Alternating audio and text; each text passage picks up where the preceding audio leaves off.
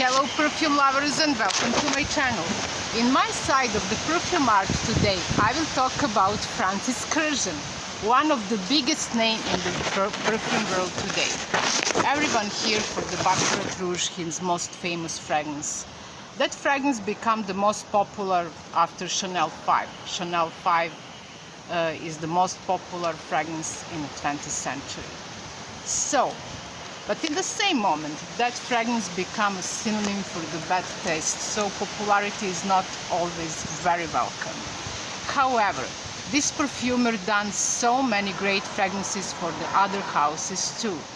For the Navitus Middle Eastern brand, for the Burberry, for the Lancôme, for the Maison Francis Kurkdjian, Babe, American brand, Juliette Hasgan, and so many others.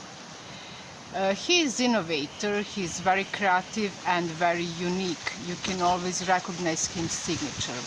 He done a beautiful fragrance, Babe, by Babe for the American brand, and it's absolutely amazing for the hot summer days.